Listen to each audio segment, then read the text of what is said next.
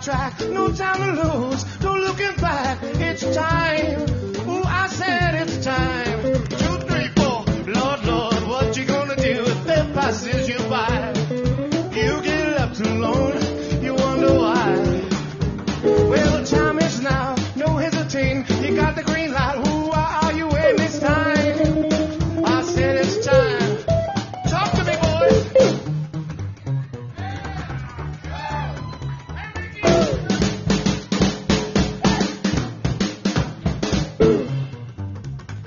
I like it, I like it. Hey, hey, hey. Lord, Lord, what you gonna do if passes you by? You get left alone, you wonder why. I said the clock is ticking, there's no time for talking. If you can't hit your ride, you better start walking. It's time. He knows it's time.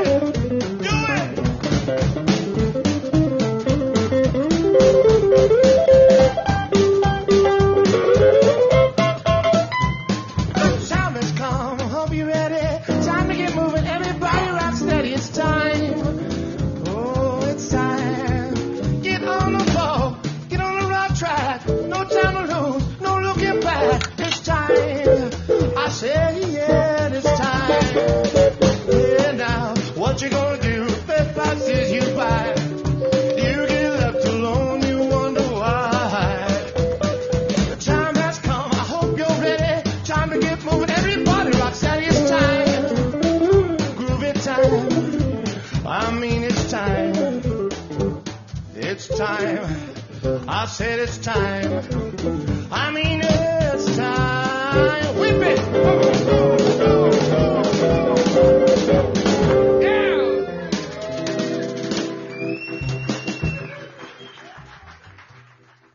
Time for the second half of the Michael J. Steele for Senate show. We're going to do 4 hours tonight. We got our special guests, Michael Key and Shannon Lynn on the show tonight, our good friends, and Pook is actually on the text board now. He might be coming in, having an interesting topic about immigration, the economy, agriculture, jobs, all kinds of good stuff. So we decided to continue on and keep the program going. This is the Michael J. Steele for Senate show. I'm running for Senate in North Dakota.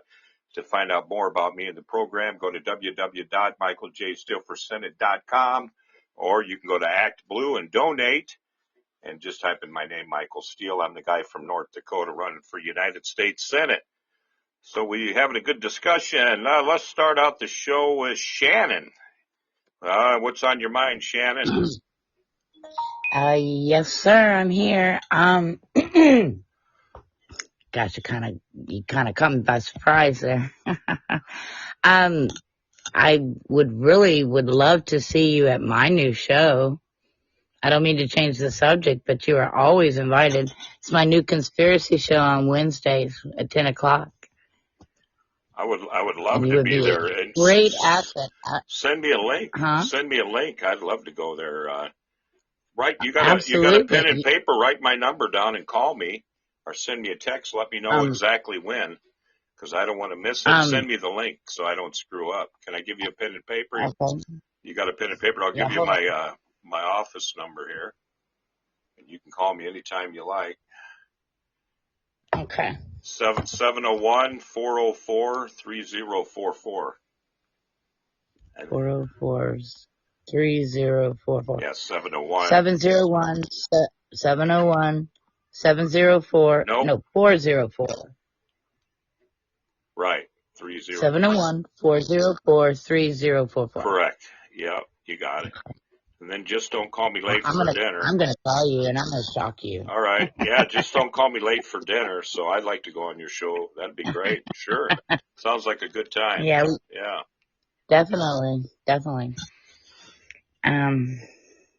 Let Michael take it. Start it off, Michael. Well, Yeah, go ahead, Michael. What I can't remember where we ended at. Well, actually, I had the last word, and the last word we were talking about lawyers making too much money, and then doctors, and I said I hate doctors, and the show ended. Right, exactly. That's right. Okay, I know what I was going to say. So I don't know why I didn't bring this up. In my show earlier, I cited the numbers on this, and let me pull this study back up here.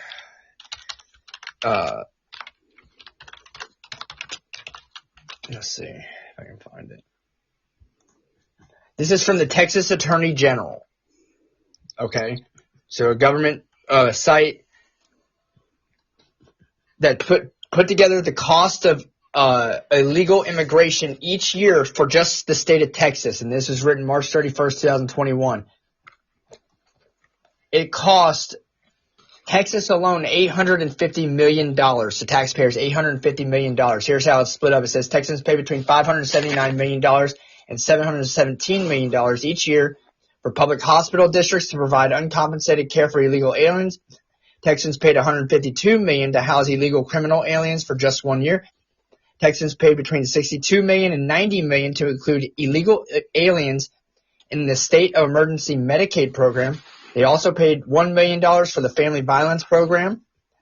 They also paid between $30 and $38 million per year on perinatal coverage for illegal aliens through the children's health insurance program, and then they also paid $31 to $63 million to educate unaccompanied alien children each year. One state it cost $850 million. They also have another study here that says that 26% of incarcerated individuals in the United States are illegal aliens, which means that's also costing the taxpayers money, and they broke the law. Then you have another study here shows that the cost of illegal immigrants and current undocumented immigrants living in the United States is around after deducting the $19 billion that they pay and contribute to the economy in the form of maybe sales taxes, whatever, so that they have a $19 billion contribution, they still cost the United States around $116 billion of a burden to taxpayers in the United States as a whole every year. And 2/3 of that is absorbed directly almost by state and local governments and state and local taxpayers. So as much as you want to say these people are contributing to the economy, and it may seem so, there still is a substantial cost to it. And if you want to argue, that, okay, well, let's give them all citizenship. But then what about the people that did it right, like the guy I said, Chavez, at my office, who had to pay and go through that process? Or when do you stop it? When do you stop people from just coming in at will? Because we can't just keep that up. Here's the other thing. There's a gap. Right now, you said, okay, they sent the lawyers down to process the illegal immigrants. Maybe they did. There is a big gap of time but between the time they come across the border and the time they get processed and verified and background checked, right? Anyone could come over. We could have another Saddam or Osama bin Laden-like person that comes over in that amount of time and causes any kind of destruction. And there's plenty of cases. And as much as people want to deny this, there are plenty of cases. And honestly, in my opinion, one too many that could have been prevented. Okay? When you have an illegal comes over here and kills someone, gets in a car wreck, goes and rapes someone. And yeah, that happens with citizens as well. But you could prevent the illegal from coming over here. And so you could still cut it down. There's a whole negative aspect of illegal immigration. We're the only country in the world that is thinking it's going to be okay to let these people in. In China and Mongolia, they actually have a shoot-on-sight order for people trying to cross the border. Australia, if you get caught in Australia, they ship you to a concentration camp on an island before they give you a one-way ticket out of there. And if you get caught again, you go to prison for several years. Here, you get caught 4 or 5 times, they just send you back right across the border. Well, you know what that's about. I mean, the start of that is to one world government, no closed borders. That's what that's about. Well, what about They the want votes, Mike. what about the 19 hijackers that everybody knew were in the country? We had 5 intelligence countries calling us: England, Egypt, France, Germany, Italy called us, said you got 19 hijackers in your country right now, and they're going to do something, and they've got wiretaps and everything. They went to the CIA, FBI. We had an agent, a lady up in FBI agent said they got a Moussaoui guy trying to land planes in Minneapolis, right up where I live by North Dakota here. They don't want to know how to land them, and nobody did nothing about them. They knew they were here. They were tracking them. They had people here financing them. All these other Saudis here giving them money, getting them a place to live. Nobody did nothing. The government knew they were here. And your theory is like, why aren't we letting them here and all that? Well, everybody knew these people were here. They were terrorists, and nobody did nothing. What's your theory on that, Michael Key? They should have. Here's the thing. My ideals may align with a party, but I have no loyalty.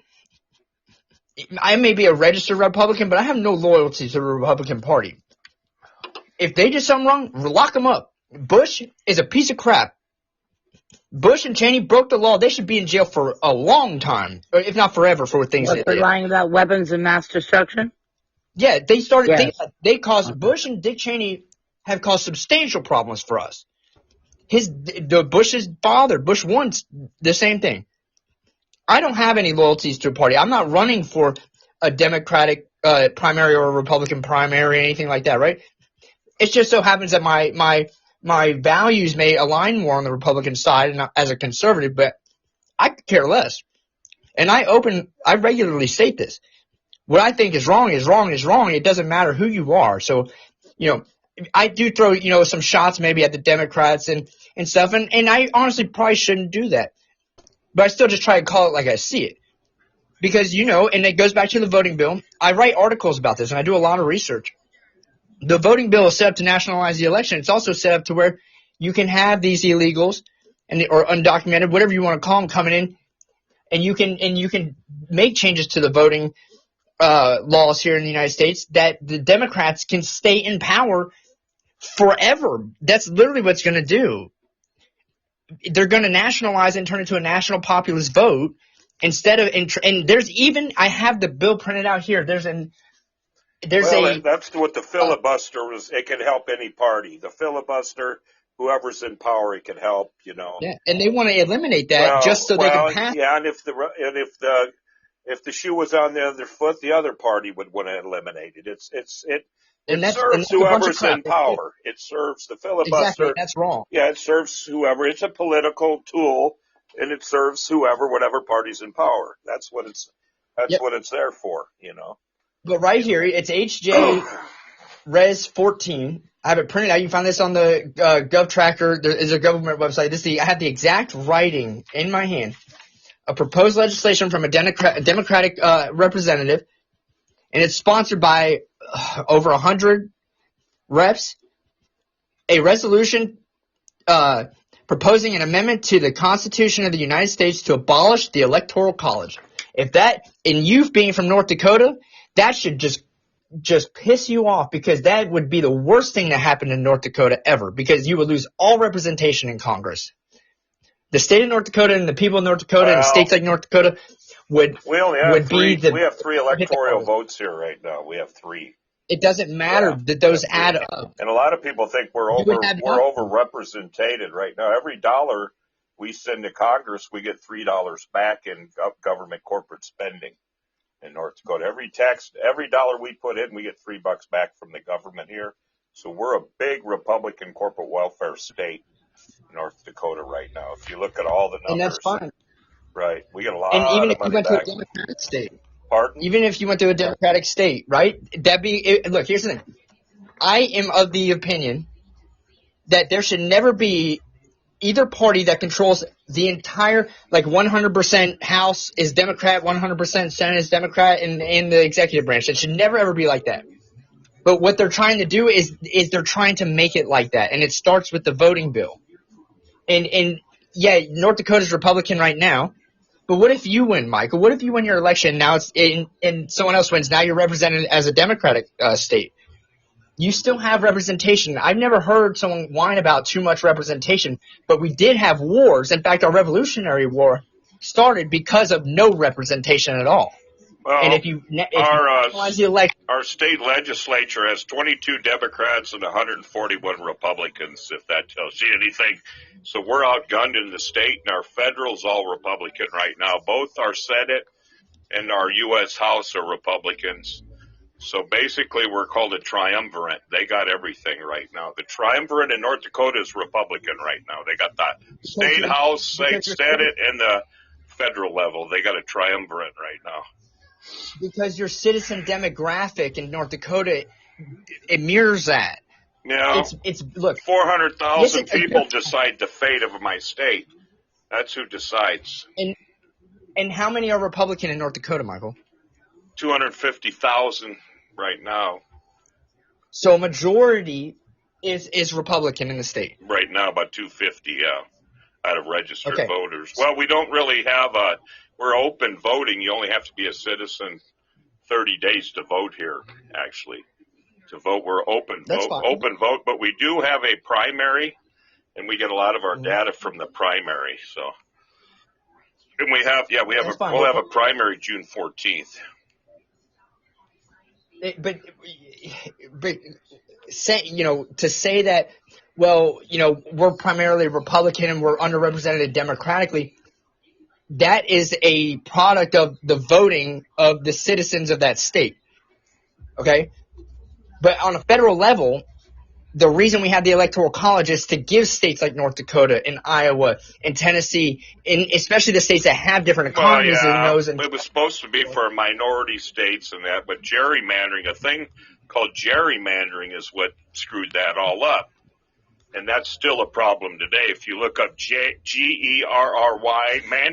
gerrymandering is what we've got going on in the country to this day.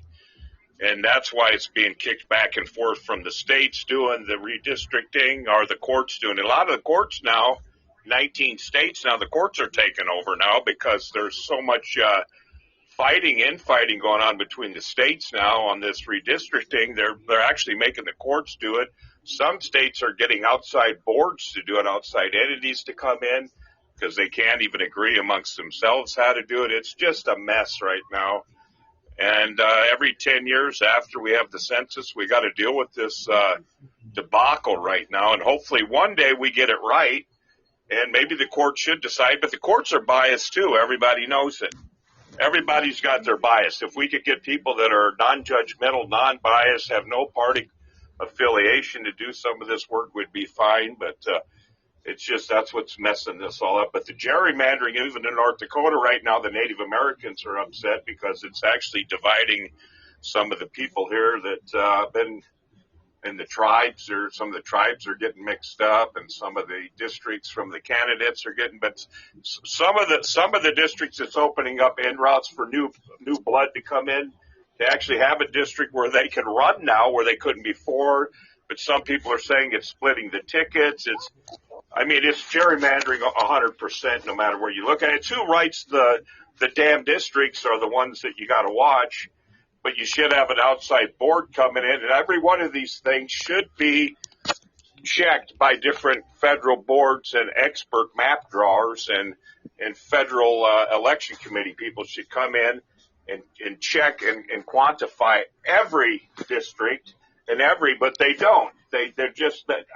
It's very simple. People need to check it, have 3 or 4 checks to get these things certified, and they're not doing it.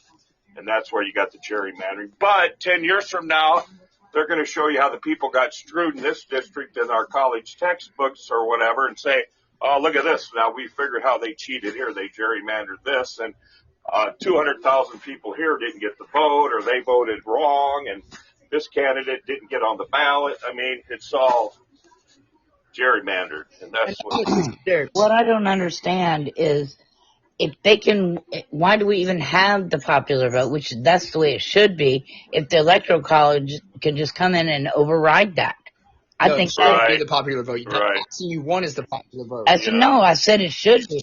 Right. The Electoral College doesn't have to go with the popular vote either.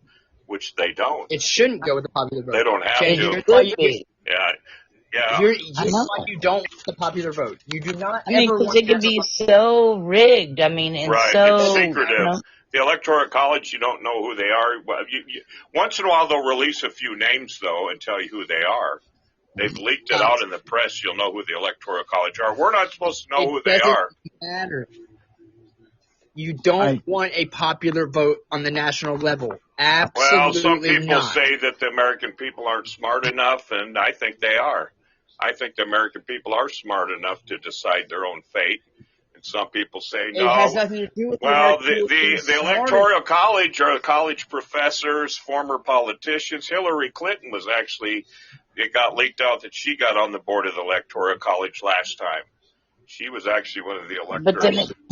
You're it can be scaring so me that corrupted so easily. You I are mean, running for Congress and you're scaring me that you want a popular vote, especially in Well, North Dakota. Well, why not? Why not? I have a The question Electoral, Because listen, guys, well, the let me explain Electoral this. College, a lot of people have been wanting to get rid of it for years, so I'm not the only one. Yeah, and that's You know. crazy. That's Well, treasonous you got 320 million people, Michael why Key, not? 320 million people, and you put the fate of their hands in just a few hundred people on the Electoral College. You know, They're not putting it in the view of 100 people. 100 people are representing the 320 million people. yeah, but they don't have to go with the people, the Electoral College. And when they And don't, it's a haven't. major issue. And and there's been times where they haven't gone with the people, and they've actually. How many times? Well, it's happened quite a few. 8 times, 1 time, 8, 9, 10 times, maybe more, maybe. Okay, 8, 9, 10 times Well, in 200 years of being in existence? Maybe more. I've read it where it's happened more frequently than we've thought it's happened. It happens, but it's very, very, very rare. And here's why you don't want a national popular vote. Why it would be the worst thing ever. It doesn't matter how smart Americans are and the fact that they can just – here's the thing. The popular vote in each state is what matters. Okay? And then whoever wins that popular vote in the state, the electorates for that state are going to go cast a ballot in representation of the popular vote in that state. All right? Each state has a weighted representation in Congress, okay? That means North Dakota gets 3 votes, and if you win North Dakota, you get all 3 votes. If you go to a national popular vote, you would have L.A., New York, Philadelphia, Miami, Dallas, Houston, San Francisco, your 13 to 15 major cities primarily lying on the coast of the United States that always decides the election of the President of the United States, okay? The majority of these large states, if not all of those cities, are all Democrat cities, Shannon. Democrats always outweigh. Okay. I would like to hear, Luke has raised his hand, and so I'd like to hear what Luke has to say, please.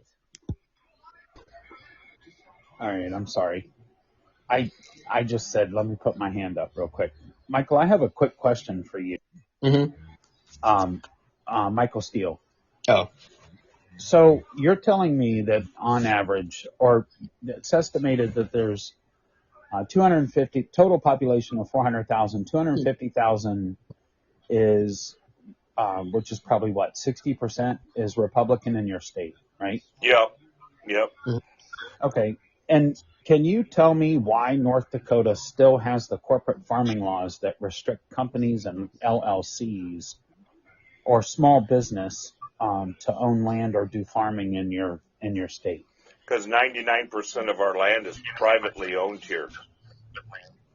It's privately owned, 99% of it. And I was going to address this with my plan I got for our GDP on Thursday's show. But We're going to take us from 50th place. We're in 50th place for GDP in North Dakota. I'm going to take us to first place, and I got a plan. And you're addressing something that was secret that I'm going to kind of bring up on the show Thursday. And that's part of it. But you guys produce 320 million bushels of wheat every year is what they're estimating. Well, we got wheat, grain, sunflowers. We do more than anybody, but our GDP state output in 20 years under Hoeven, John Hoeven, our governor, he was our governor and our senator. We've been ranked 50th for GDP output of the state. It's terrible, but it's we got a state-owned bank here. We've had state-owned mills, state-owned banks. We have the only state-owned bank in the country, if that tells you anything. And then 99% is privately held land trust here. So land. I'm just confused at why the corporate farming laws are in place when farmers actually need to establish LLCs for obvious reasons. Wouldn't that constitute a question of that law? Does that make sense? I mean, Well, we have to wonder why you're not allowed to have an the LLC whole to own state, that property. this whole state is a conflict of interest. That tells you the whole Okay. state.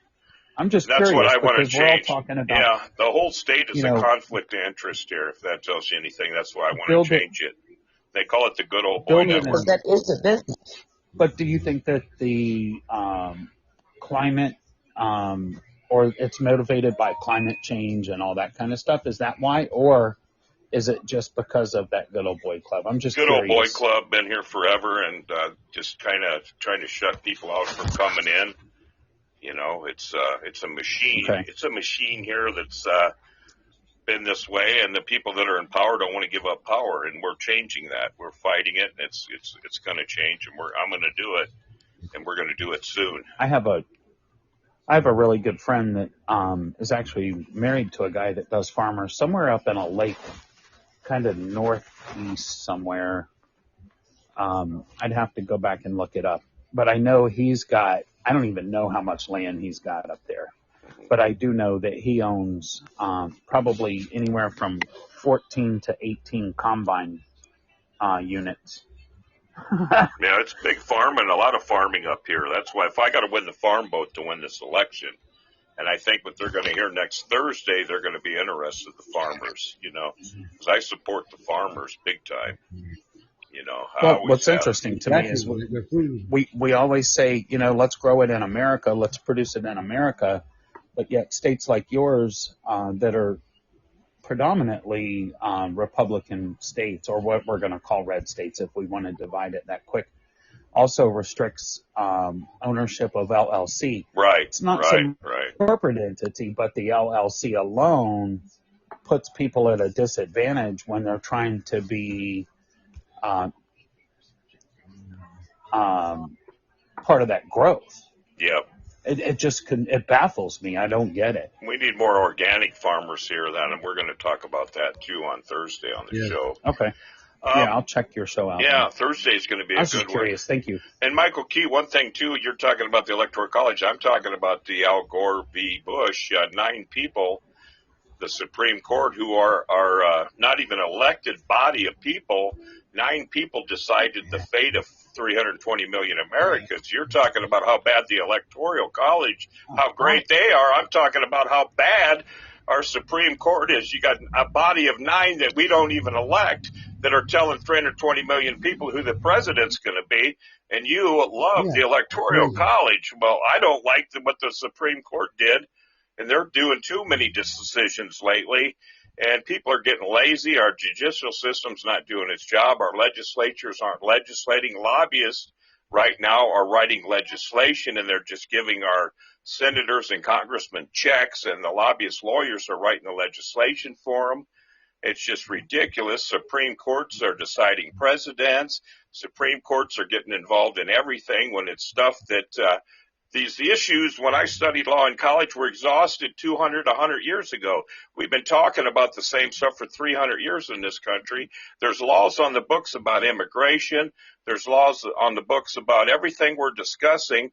They got to use these laws, and these courts got to quit kicking it over to the Supreme Court and quit telling them, you know, to do it, and let the 9 of them up there control our lives. We need majority rule, statutory law. We need legislatures to legislate and judges to start doing their job.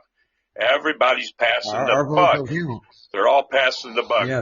Eric Green, how you doing? Welcome to the show, Eric. Oh, good. I'm with you on that, Michael. Thank you. Another thing is Trump lied. He kind of lied to us. He told us that our vote would count. I didn't see our vote counting. They wanted whoever was president. They wanted him for president. Our vote didn't count. Well, I'm glad Pitt stood up to him today. They're making a big old fight about that too, about going to the polls. Well, Vice President Pence stood up to him today. Thank God. I'm glad he did. They were going to hang Pence at the damn January 6th deal. They even built a noose and I'd vote everything. for Pence. I'd vote for Pence. They even hung a noose. Yeah, I like him. They hung a noose on that guy. They were going to hang him. I seen that noose. You know, and he told the truth today. I'm happy for him. He told the truth. I like him too. So, The one Michael, thing you did say that concerned me was when we win in 24. Who is we? Right. Well, I don't think it's Bush. I don't think Bush. I don't think it'll be Trump. I don't know. It could be, but I don't think. Well, Hillary's running too, so. What? Rod Brown. I saw Trump. Michael, let Even me though I ask, don't like him, I saw Trump. let me ask you a question though, Michael. So let's go back to the electoral college thing though, because this is important. You just said you're in favor of a national popular. You want a majority rule, which it would turn it into a democracy and take away our republic No, standing. I want a direct democracy is what I want. I want a direct, exactly. That's what I direct just. democracy. Yeah, direct democracy. That's what I just said. Okay, so let me ask you something. You would agree that the cities of L.A. with 23 million people, the city of New York with just slightly less than that, those are primarily Democratic cities, yes or no? Yeah, they are. Yeah, based on the proportionality of the people there. Yeah, proportionality. Okay, and not only are they Democratic cities, they are substantial Democratic cities. Now, I bring that up because here's my point. I would say the demographics of all major cities, maybe some exceptions, but I doubt it, are substantial Democratic cities. Even in states like Tennessee, Nashville is a Democratic city. Or look at Atlanta or Miami, Orlando. They're all Democratic cities.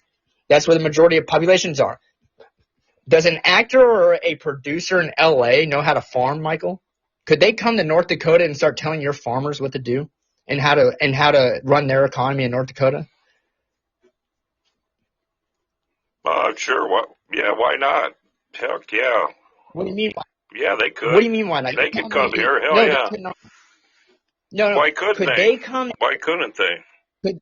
right now? Do those people in L.A. know what is best for the North Dakota economy?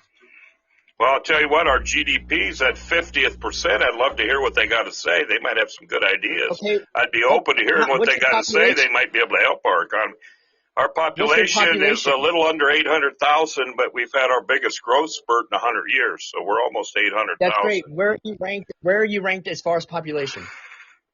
Well, we're probably down there with Wyoming is at like 400 cities. We're probably at the lowest, one of the least. So you're probably 50 out of 50, huh? Well, you would imagine? no, about 46 maybe, 47th, I'm guessing. I don't know. Where Wyoming's way down there. They got 450,000 in Wyoming. We're down there, yeah.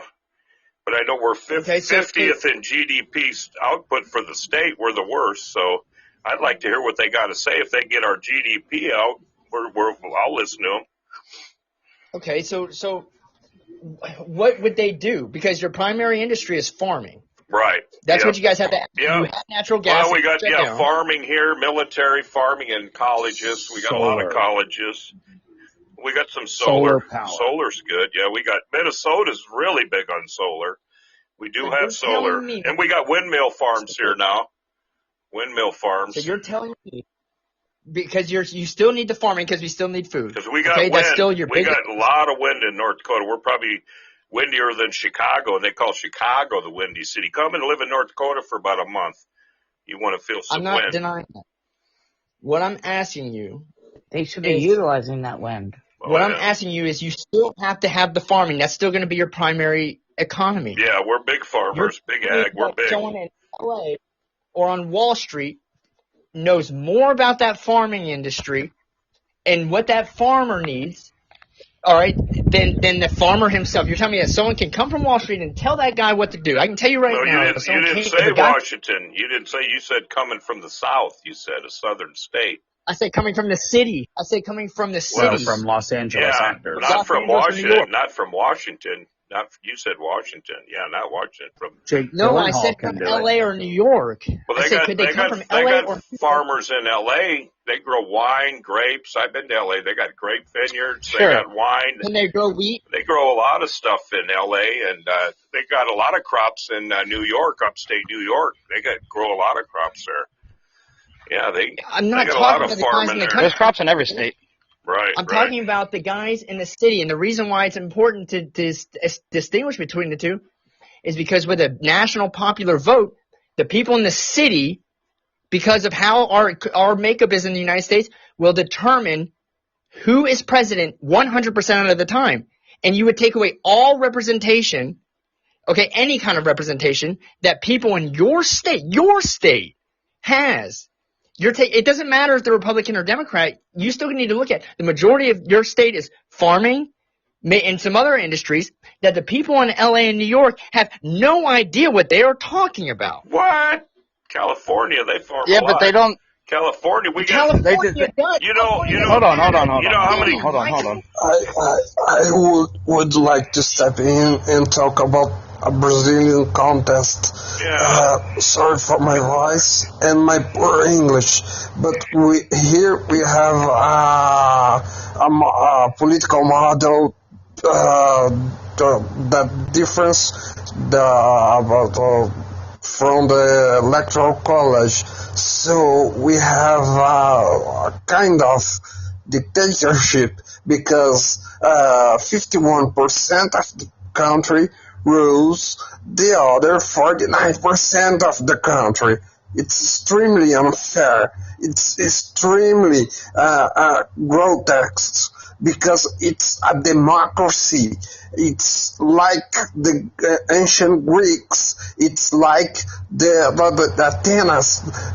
It's a high-profile class showing what the poor people should do, and you have the biggest cities commanding that kind of thing.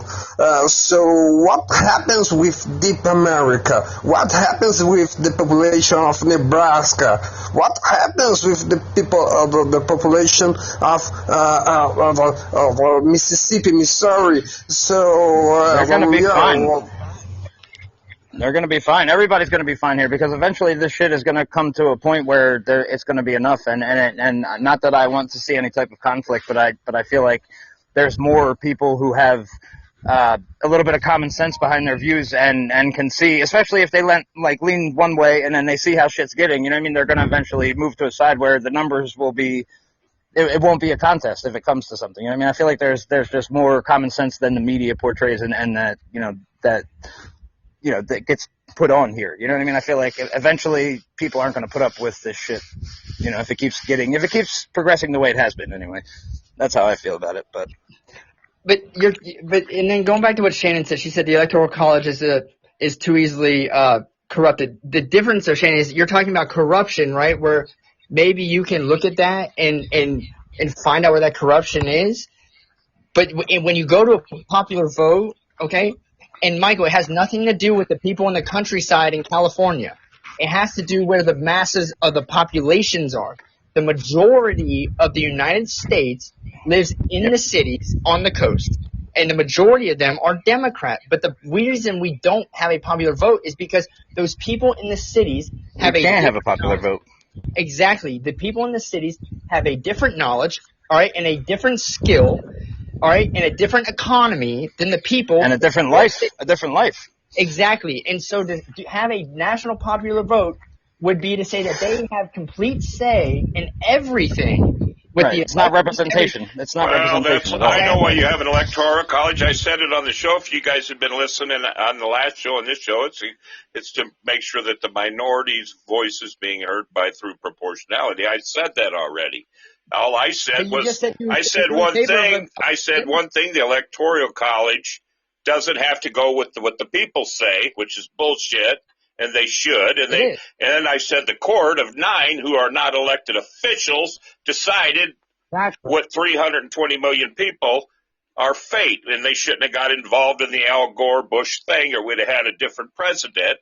And the court is getting involved in too many things right now, which they shouldn't be doing. The Supreme Court, and they should let justice do its job in America.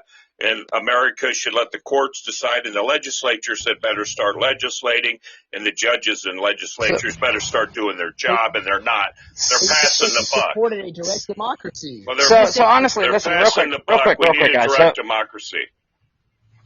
So my thing is, wasn't our government originally put in place to represent It from the town doesn't level? work. Then It get. Well, no, really listen. doesn't Yeah, work. it would. But listen, it would.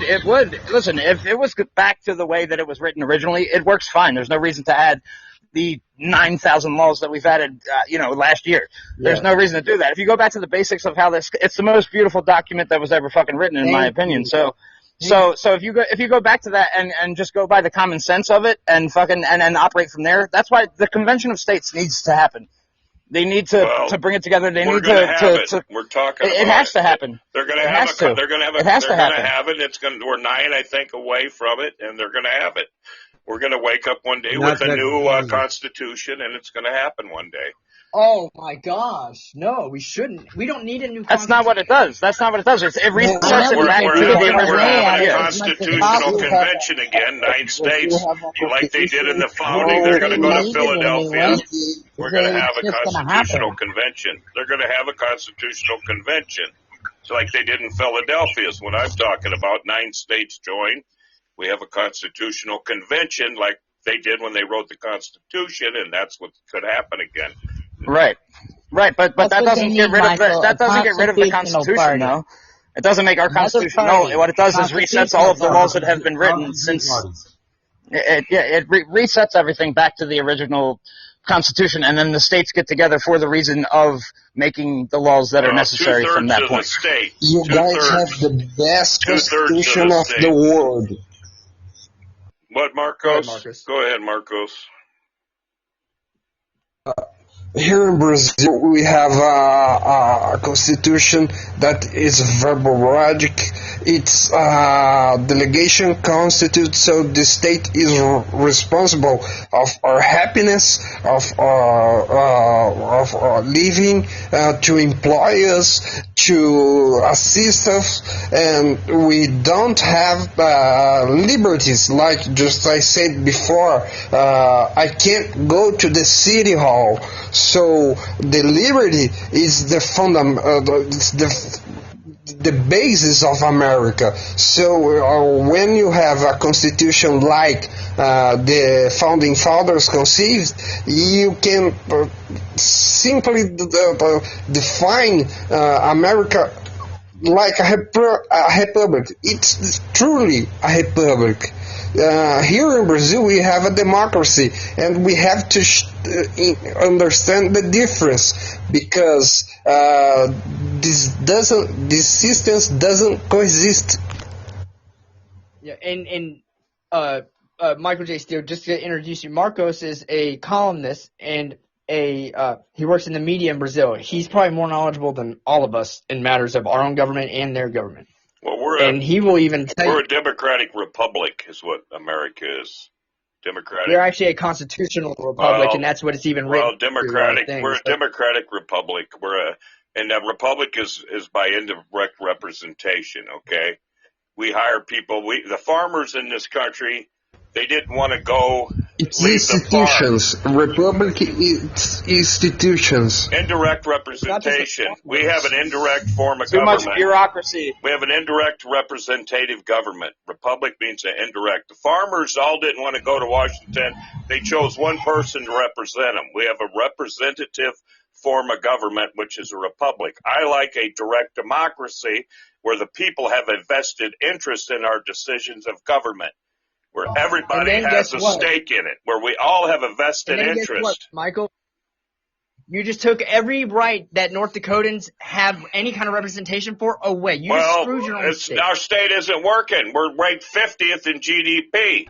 I like the people that have a voice, just like this show. I'm giving you a voice on my show. I'm for the First Amendment. Marcos is a media guy, and he said he can't even go to City Hall. I don't know what kind of democracy he has there. I could go to my City Hall right now, and I could talk and complain. I could go to my city commission. I can do all kinds. I got all kinds of freedom here. Our country's based on freedom. That's what liberty means, freedom. So I'm a liberal that loves freedom. Our country's based on freedom, the Liberty Bell. You know, the land of the free and the home of the brave. The land of the free, home of the brave. And that's what it's all about. You don't want to go to a democracy like Brazil then, because you just said you don't want to go. You don't want to do that. So you just contradicted yourself. No, I didn't. I told you we're based on freedom, but I like a direct democracy. In Italy, if you're in Italy, if you don't vote, you pay a $15,000 fine. This country, you don't get fined if you don't vote. That's the kind of freedom you have in this Do you country. know? Do you know the Leviathan? The Thomas Robes wrote saying about the man. It's his own predator. It's like that. You don't believe in people. You believe in laws, in institutions. That's the limit of Ganassi, corruption. I believe Well, look, in individual rights over corporate rights. Okay, power to the people. It's I believe in people over profits. I don't believe in profits over people. Power to the people. Individual rights. yeah, but free markets are essential to our system. We have I mean, it has to we be. have a What you're saying, we have as- a mixed market economy. We have a public and private sector. We don't have what you say. We have a public and private sector. Well- we have two sectors. Only because of bureaucracy, though, sir. Well- you know what I mean? Like it's literally only has Well, become that. if- If it was a true free market society, like it's supposed to be, Well, and it's people not. were able to. It's not a free to- market. Yeah, but it should be though. It's It's become because of capitalism. laws that were put into place by. If you have That- capitalism, no, you're capitalism- free. If you have capitalism, you have freedom. If you don't, you don't have freedom. Capitalism buys freedom, but we have a public-private sector, and it's a mixed market economy. You either serve the private sector or the public, but right now the private sector is taking up the public sector, and I don't like it. We need to have a public Why? sector. So- because the For private small sector doesn't belong in the private sector. The private sector is the private sector, and the public sector is coming in and sucking up the private sector sucking up the public sector, and it shouldn't be here. Now get away from our, why are we privatizing? Republicans came in under Reagan and Bush, and they want to privatize every frickin' thing, and they say that private corporations can do better than the government. Bullshit. The government can do a They better can. job. Why? So they the can government though. No, they should can't. pay for No, they the can't. Bullshit. campaigns. That's why you have so much The corruption. taxpayers should You have pay mob for the rule under candidates. privatization. When you have the private companies coming in, that's why you What do have you mean mob corruption. rule? You have rule. Then you of private- have private citizens. corruption. They run Then you have corruption. When you have the companies all privatized, you have fascism and you have corruption. That's why we have corruption right now. The Republicans privatized everything, and that's why you have corruption, because there's no government oversight. You don't need government no more. That's why we're coming back. That's Well, why I'm fuck running. Michael, fuck left, please, fuck right, fuck please. Republican, fuck Just Democrat. We need to start let thinking in me terms of step Americans, in, guys. to talk about a Cuban electoral system. How the state finances the candidates. So the taxpayers finances Super PAC. all the campaigns.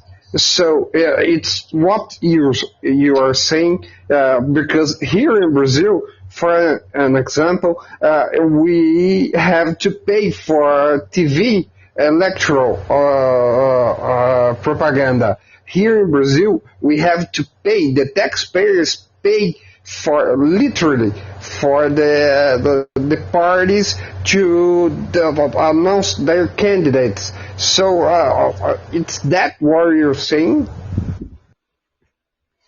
Who are you talking to? Me? Michael J. He's saying, okay, let me clarify because I talked to him quite a bit. What he's saying is in Brazil, you have fact checkers, you have propaganda that's put on the media, and the campaigns are all funded by the government. It's a huge conflict of interest. In fact, it's a direct violation of what would be our First Amendment rights. He's asking if that's what you want because you want the public sector to actually grow, because you're saying that the private sector is correct. But No, let's do this. I said there's a dividing line, and I said the government itself is subcontracting now, and the government, things government used to do now is letting private companies do the government's work because the government's getting frickin' lazy, and the government used to do their job, and they're not. And now these private companies, that's why you got all this corruption. You got rid of the Glass-Steagall Act, and you got banks, you got corruption, you got Enron, you got all these corruption, you got Bernie Madoff. I could go down the list. It's because of privatization coming from Ronald Reagan. And it's going to the Bushes. It's coming to now. And you wonder why we're losing money, and we got money going to the Cayman Islands. They got rid of the Glass-Steagall Act. You got all this corruption. It's because of privatization. Nobody's watching anybody, and they're stealing. We don't need a government then. If And we're it going to never privatize trickles down everything, why do we like need government? We don't need government anymore. Then if everything's going privatized, get rid of the damn government. That's what I'm saying. If everything. Let me ask you a question. I want to ask you questions and let you answer. That way it can clarify for everyone, okay? Because I think, like, let's do that. Instead of going back and forth, I just want to ask you some questions. Well, then this is over So your head. I think talking it's about- over your pay grade, buddy. I don't think it's not even close. Let me ask you something. Okay, so you've established there's a dividing line between the public and private sector. Here's my stance on it before I start asking you questions. The government and the public sector is there to provide certain services. That is security services and some regulation of the private sector with businesses. That's, your Sherman antitrust laws and all of that. All that is fine. Okay? Basically the way I look at it is if you had a football game, the franchises that are playing are owned by the people, the private sector. The stadium is owned by the people, the private sector. The government's role is to be a referee and provide the security to the stadium and nothing more. Okay? But you're saying that corruption lies in the private sector, but it doesn't. And you brought up the mob. Conflict of interest. There's conflicts of interest. It's called conflict of There isn't interest. a government, too. Yeah. You have the well, you Pelosi. just I said can it. throw There you you all go. the statistics. You just said it. So It's in the government, too. you're That's wanting the called government to fascism, overspend. buddy. What do you think we've been fighting taking against? us away. Fascism. We're fighting against fascism, buddy. What do you think I've been doing my whole life? We're fighting Hold on, fascism. Who is corrupt then? Is it the private sector or the public sector? Who is it? Because you're saying it's the private sector. It's both. It lies in both. Well, But the how public could you sector say it's being both? corrupted, the How private could you sector say being it's corrupt both? is. I see it more. What do you mean? Okay. It's when Let me- I Because read the two an sides article are played about against this. each other And I can constantly. read Like, it's just statistics. fucking bullshit. The Pelosi's, all right, and I even wrote an article. They inside trade, they're extremely corrupt. Extremely corrupt. You even brought it up. The Wow. corporations lobby, right? They do. And they lobby to who? To the senators, the representatives, the people that are making the laws. All right? Here's the thing. A corporation that's the size of Google or Apple or something like that, they need the people in Congress to put in legislation that favors their business. But here's the bigger concern is that the politicians, their lives revolve around the support of those corporations because that's who funds them to freaking get them voted in and allow them to stay in office. The problem, and I think you agree with this, is we don't have term limits. We have people like Pelosi and them who have never worked in the private sector, and they've literally made a career of a public service. All right? And all they do, they go there and they implement policies and they say what we like to hear. They say what we like to do. They backtrack, and they only do it just to get enough votes and to keep their ass in the Senate or the House of Representatives so they can collect their pension. They do not care one way or the other. The Build Back Better plan was a great example of this.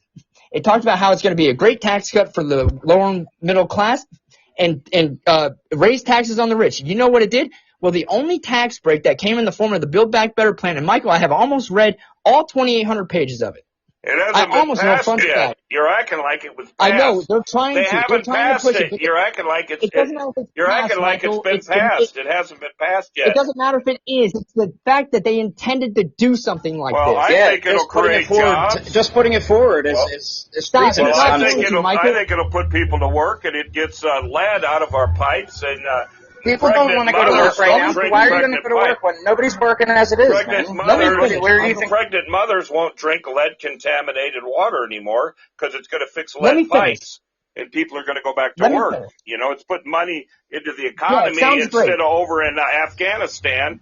We just stopped a war that was costing us $159 million There's a day. nothing that is going to stop the current liberal inflation. economy guys. doesn't do that Our naturally. economy is going to collapse. You guys know that, right? Like, I mean, you guys seem like pretty smart people. You can't look at the current situation that we have and not think that Well, this we whole owe thing is $30 not going to trillion, implode but I eventually. got the Mike Steel plan will get Yeah, us out it's- of this. I can get us out of debt in a week, but I've already said it on this show. You'll have to listen to the reruns. They won't listen to you.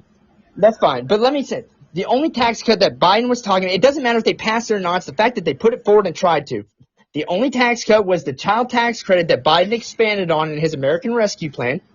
And it was the one that Trump had. Okay, all he did was he increased it to $3,500 a child, depending on the age, and he made it refundable. That means people that didn't pay a dime in taxes were able to receive the full tax credit. That turned the tax credit into a form of redistribution of wealth.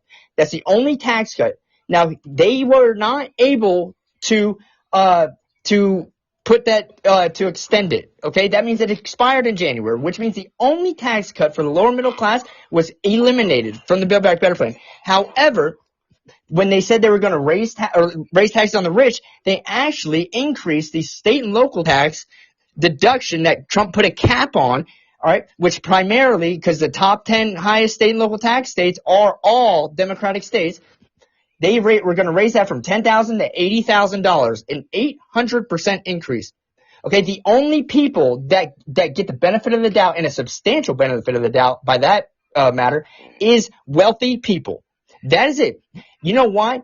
They did it in blue states, particularly, and they were giving a massive tax cut to the rich. Why? Why in the hell? In this, how does it even sound smart? When you depend on these wealthy people to exactly look the Rusty Belt. Well, here, look the Rusty Belt. Michael, you need contributions to run your campaign, right? Now I'm going to give you the counter argument on that. Give me a minute to speak on this show here. Go ahead. Okay, the Build Back Better program, it stops large profitable corporations from paying zero in tax, and it taxes corporations that buy back stock rather than invest in the company, because Delta just got $18 billion from the government that was supposed to invest in the company by hiring people, new planes and all that. You know where the money went? It went to the stockholders. They took the money and got about $1 billion in profits, took the money and cashed out. Now Elizabeth Warren and the Democrats are saying, give us our $18 billion back because you didn't do what you said you were going to do with it. In 2019, the largest corporations in the United States only paid 8% in taxes, and many paid nothing at all. Biden believes that this fundamentally is unfair. So do I. The Build Back Better framework is going to impose a 15% minimum tax on corporate profits for large corporations with over $1 billion in profits. It's all moot. With over $1 billion in profits. Well, you know who's doing it now that it's all moot? The world banking corporations are going to do it themselves now. They think this is a good idea because their countries are getting shafted. That's because this is a plan. The World Monetary Bank is going to do it. Yeah, this means that if a large... This is all planned, Michael. Well, the World Bank is doing it now, and the corporate government is going to do it because they think it's a good deal because they're getting tired of getting shafted and losing money. So they're going with the 15% plan. The entire economy is going to collapse, brother. I agree. Well, if we don't do it, they're doing it. Everybody should prepare for it. Yeah. Hey, Michael, I provided you numbers. Show me numbers. What would that do? How much more in taxes will they pay? Go on, tell me how much more, and because the taxes will go to the revenues of the bill. How much revenue will that bill come? I want to know this answer because I actually know. How much revenue will the Build Back Better bill come? I would like to remember you guys the Laffer curve. Do you know the concept? What's that? The Laffer curve. Yeah. I know the Laffer curve very well, very, very well. And I'll get in that second. Pook actually mentioned that. But Michael, give me a number. How much revenue will the Build Back Better bill, if it was passed? I know it hadn't passed, but the fact that they even tried to implement it, let's talk about it. How much revenue is that going to bring in? It'll be the framework. It'll have a surtax supposedly on it that'll income on millionaires and billionaires, the top 2% of Americans who would apply 5% rate above income of $10 million on them too, which would be an additional 3% above incomes at $25 million. No, I want to know projected revenue. You can increase there's 700 billionaires in the country, so tax them 8% of their whatever their wealth was that year, and you got a pretty good estimate.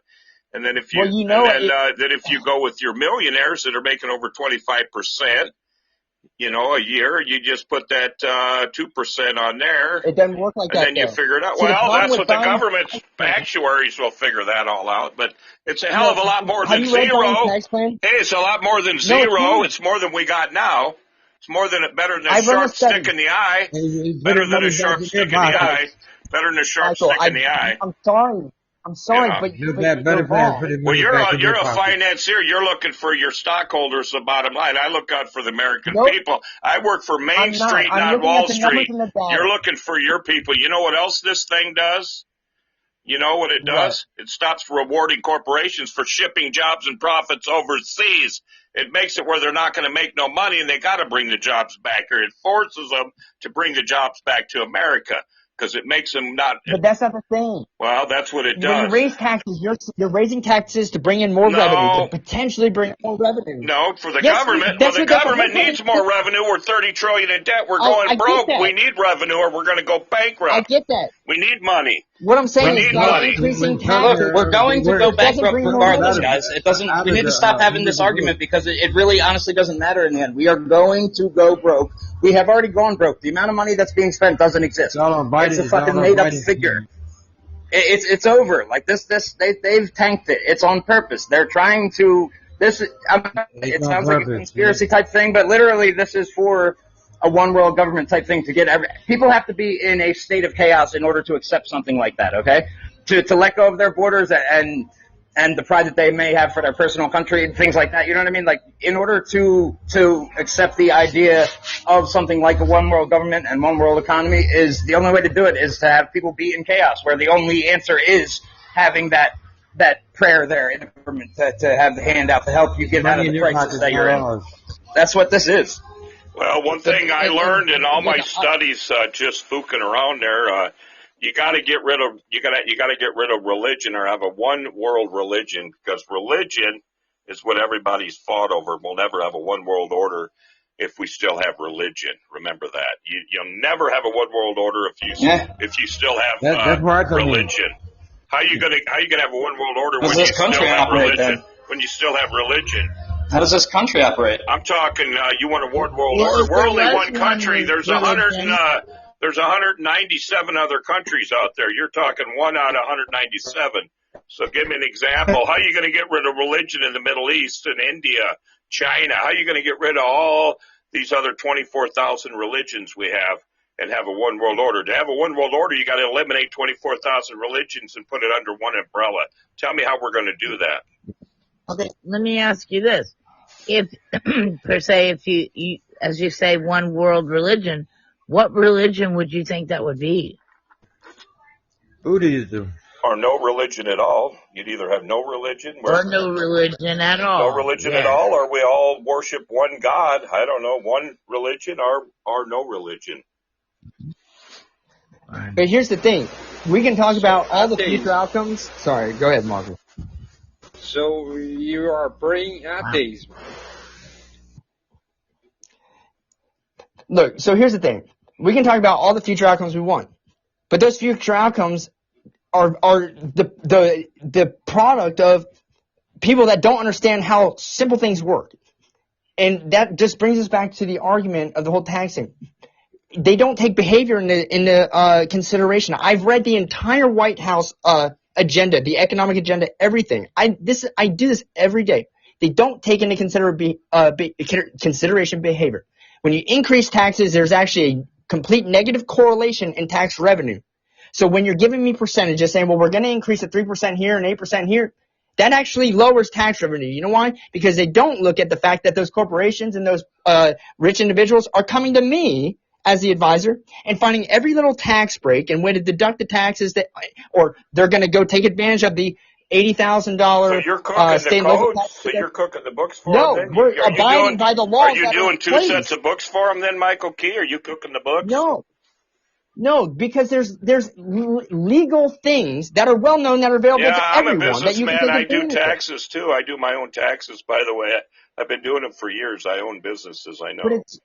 But the thing is, you can bring in as much revenue as you want. The Build Back Better bill, actually spends far more than it brings in. It actually adds to the deficit. It's all especially if they paid for. It's all paid It's for. not.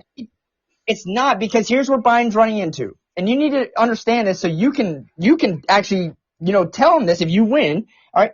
This is the problem Biden's running into. The only tax deduction or tax break for the lower middle class is that child tax credit. That's gone, which means they have to extend it. If they extend it, and they extend it where he wants to extend it, it's going to actually the bill's going to cost over $5 trillion. That means the only way he can even get That's that thing in to 10 zero. years. That's in 10 years. That ain't 1 year. That's in 10 years. Okay, so how is it cost zero then? If the only way he can get it to the deficit to close to zero is by not having that child tax credit. Well, the thing that I like, it advances environmental justice through a new clean energy and sustainability accelerator that will invest in projects around the country while delivering 40% of the benefits of investment to disadvantaged communities as part of President's Justice 40 initiative. It bolsters resilience and natural solutions to climate change through a historic investment in coastal restoration, forest management, and soil conservation for farmers and that. So there you go right there, too. We're not even bringing that into the equation. And that creates jobs, and it also reduces prescription drug costs, and that's a good one, too. It reduces. Great, but the bill still costs money. You're still running a huge deficit. That means right back to what just said, okay, we're going even more broke because it's not paying for itself. They lie. I've read it. I've done the math. I've run the studies. Well, it doesn't work. Every bill comes in, pays for itself. That's what the White House and the House, the U.S. House, they work on the budgets. And they decide if we can afford it or not. They're the ones that decide if we can afford it or not. It's all discretionary spending. And they work together. The House, the White House and the House, they do all our budgets. They're the ones responsible for our budgets. They're a bunch of idiots. They're fucking idiots, Michael. Oh, no, I'm sorry to cuss. You don't have to cuss now. We don't have to cuss. I apologize. All right. I apologize. Oh, shit, Michael. I do apologize.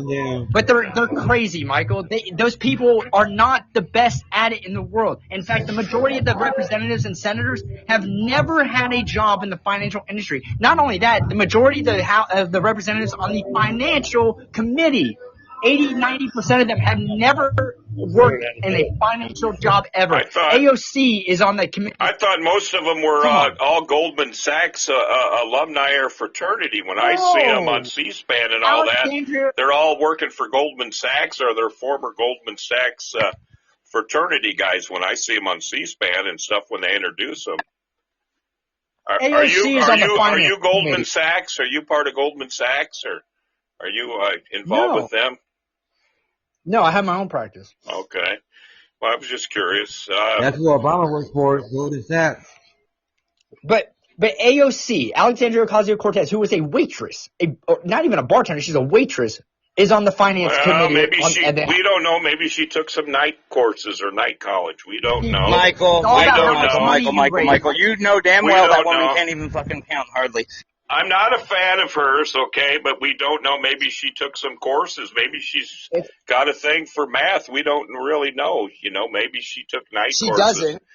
You never know. She doesn't because she wants to eliminate all student loan debt, which she doesn't even know how that is tied into it. Well, I do too. And a lot of Republicans I've talked to, a lot of their children are on debt, and we're kind of aligned with the Republicans on that. Get rid of 70%.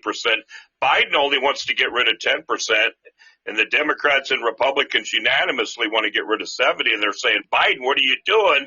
Joe, you're only doing 10%, and I'm mad at him, too. I sent him letters saying, Joe, you got to do the 70, and he's not talking about it. And a lot of Republicans' kids are in debt just as much as Democratic kids, so let's get rid of the debt and give everybody a clean start. You said earlier, a few people on the show said there are no jobs. Just Fukin said if there are no jobs, eliminate the debt. Get rid of the school kids' debt. They don't have jobs to go to. Why should they be wallowing in depression and misery if they don't have no jobs to go to? Get rid of their damn debt. Give them a clean start. What the hell? Biden just made 6.5 million jobs. There's plenty of jobs to go to. Well, can they live on them? Is there a living wage? I mean, there's jobs. You could go shovel shit all day at the shit farm. Why don't we ever blame the colleges? You could be a ditch digger, too. Is that a living wage? I mean, you need a living wage. But so you want to eliminate the debt just so they can go take out another debt? Because that's what they're going to. It's like, let's eliminate student loan debt so they can go buy a car. or go buy a No, house it's and so they get can indebted. have decent housing or pay a medical bill, maybe eat, buy a dinner, or maybe feed themselves. Maybe they got a baby, they got to buy formula for, diapers. You know what the funny misconception about this is? I live in the real people world. that actually benefit, Michael Key, I live in the I real do world. too. The only people it benefits are the people that are actually upper earning income earners with student loan debt, because they're the only ones making student loan payments, because people that don't make a lot of money don't make payments. Well, they're the most of the kids that I know that are making it are trust fund babies. Can't afford to make payments. Are their families own the farms, or corporate farmers, and they sent their kids to college to run the farms, or they're big corporate business owners and they sent their kids. The poor kid that's trying to better himself gets out of school with all this debt, and he don't know somebody or something. It's who you know. It's not what you know. It's who you know. And if you're not in that upper echelon, you're going to have a hard time. And then that's why I'm here to create jobs for people and get money for people that got talent. People got gifts and talents, and we're going to get them some money to get some small businesses in North Dakota. That's what I'm all about, creating jobs. You got to have the will and the drive. And if you play fair and you play by the rules, I'll get you the money, and we're going to get you a small business in North Dakota. But if you screw up, we're going to take it away from you, and that's the way that's going to work. But the people with student loans that are in the process, in the payment era, which means they've already graduated and got the degree, the people that are actually making payments, the ones that if you eliminated student loan debt, that it would benefit the most, are the ones that are actually making more money, because they're the ones that are actually paying the loans back. I have student loans myself. I'll be honest. I write most of my income off within the lines, and I don't hardly pay a lot because my income that I show, all right, allows me to pay very little. I'm going to pay the loans back, though. I'm not expecting anyone to pay them back for me. But here's the thing. The people that they're saying they're helping the most actually don't even make payments to the student loans. So they're not giving them any monthly benefit or payment at all. It's not making it one bit of difference in their lives. It's actually only benefiting the upper echelon. Okay, and then all you're doing is going to put the government in far more debt. The other thing is actually a lot of the student loan debt is tied to the Affordable Care Act. And the interest that is earned from the government on student loans helps pay for, I think, approximately $8 billion worth of the Affordable Care Act. Well, so why is there such a big consensus to wipe away 70% of debt by both sides of the aisle, then, if what you're saying is true? Why is there such a huge consensus to get rid of it? Because we have so many people that are so financially incompetent in our House of Representatives and our Senate. That's why. That is the exact reason. You know why AOC is on the Finance Committee?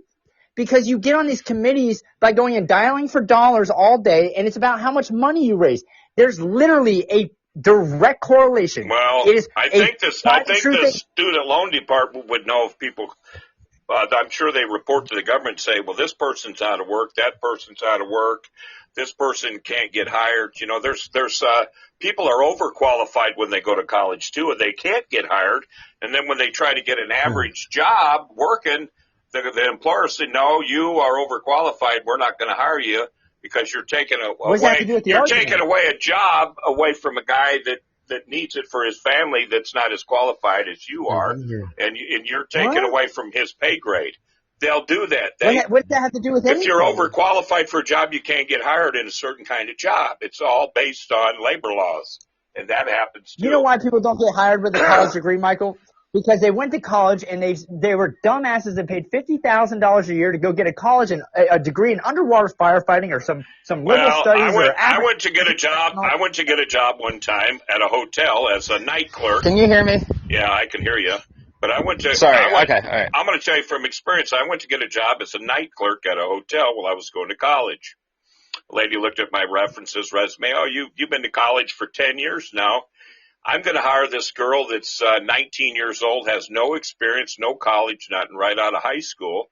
I'm going to give her the job because you got plenty of college and plenty of experience, and I'm going to give her a chance because she has no college and no experience. Sounds like you made a better decision. Well, that's what they. Sounds like you're the one that did that. You chose to go to college. That's what they do in North Dakota. That's what they do. They want younger people with no experience, and then they can train them in their way, give them a lower wage, and exploit them. They can exploit them, give them a lower wage, and they want people that aren't as intelligent, and they want dummies in there that they can exploit. Nobody's forced into those situations, though. You know what I mean? Nobody is forced into that. Well, that's what's going on. It's a personal choice. That's what's going on. I'm not the only one. What do you mean that's what's going on? Emails I get from people. You know how many emails I get from people that are in the same situation that I was in? You know how many emails I get from people that were in the same situation that I was in? I'm not in that. I started my own freaking company 5 years ago. I said, to hell with this. I did something about it, okay? I got my own company. I'm glad. And everybody can do that. Everybody can do that, That's why I'm going to help them. That's why I'm running for Senate, to help people to do this, what I do. I hope you do. Anyway, somebody please tell me I know why. what the facts are, so there. Could somebody please tell me why we're not blaming the colleges for the exorbitant prices they're charging? Right. There you go. God bless you. That's true, too. I've seen And you know, it's funny. Hey, that's a good point. You know why that's a good point? Because, you know, the majority of the colleges are actually run by the government. So it's the government that's screwing everybody, and that goes against what you're saying about allowing more public interference. And I mean, I'm just stating the obvious here, right? But the school I went to is a state university. It's the government. So what are we saying here? What's the argument? Because the government seems to be the problem and charging. Here's the other thing. The government, you know why? If the government's charging too much, and then the government says we're going to knock 70% off your debt, we screwed up. Amen, brother. Than that, then let the government eliminate our debt. Then, if they say we're charging you, well, wait a minute. You just said it's the government's fault. Now the government's rectifying the problem by saying, hey, we messed up. We're going to give you 70% off of what we overcharged you because we know the economy ain't as good as it should be, and there are no jobs. And there you go. Michael. Yes, sir. I forget what I was going to say now. I'm old. No, who is the government? You're saying it's the government's fault. Who is the government? The government is the taxpayers of this country. Right. So you say the taxpayers have to pick up the bill of people who went and got an education, and they didn't have to go do that. They could have went to a trade school. They could have started a business on their own. And you want me as a taxpayer to pay for their shit when I sent my son to school and I paid for it and he took out loans and he paid his loans back. What does he get? Yep, exactly. That's why I dropped out of school, because I wouldn't be able to pay for it. I'm already 50 years old. Why go to school? Well, at that time there were probably jobs, and that's what I'm saying. If these jobs were sent overseas, well, I'm going to tell you, if these jobs were sent overseas and all this stuff, and everybody's saying, there was people on my show were getting people coming over here to America that are working for cheap labor in our hospitals, our tech department, all these jobs. We can hire these foreigners that'll come to America. They're taking our jobs, so we're cheaper than you Americans were. Americans ain't doing these jobs. We don't have the jobs for Americans no more. I don't care how educated you are. You're an American. You're right out of college. We can't hire you. We're going to hire this guy from another country that's going to come here and do your job. 1/5 of what we're paying you, we're going to give him. Well, where does that come into the equation? Everybody calls in my show saying that we're getting replaced as Americans right now. Our jobs are not only getting shipped overseas, we're getting replaced right in America before our very eyes by foreigners who are taking our jobs. More white people now being homeless. Well, no, you don't have to be a white person. You could be a brown person or a green person or a yellow person and be an American, and your job is going to be getting replaced by someone from another country. Americans this is a melting pot of diversity here, but there are Americans here that are all kinds of colors. But, Michael, there are jobs. Unemployment's at the lowest it's ever been. The participation rate in the labor force is almost at the highest it's ever been. That only reports job service and labor department only reports those that are actually filing. It's not even talking about the millions of people that aren't even looking for work or dropped out. And they're fudging the statistics. Yeah. I had all new appliances delivered, and the guy, it took them 3 weeks to install it. And I'm like, what's the problem? What's going on? They're like, nobody wants to work anymore. Exactly, but then that they don't count. So that Here's means the thing. unemployment. They're not relaying the truth. I know that. Okay. And what I'm saying is that the government, we have the Biden administration right now that is putting on, it's the best economy ever. We're at 3.8% unemployment. Well, here's the thing. If they're not looking for work, then they don't count because they don't want to work.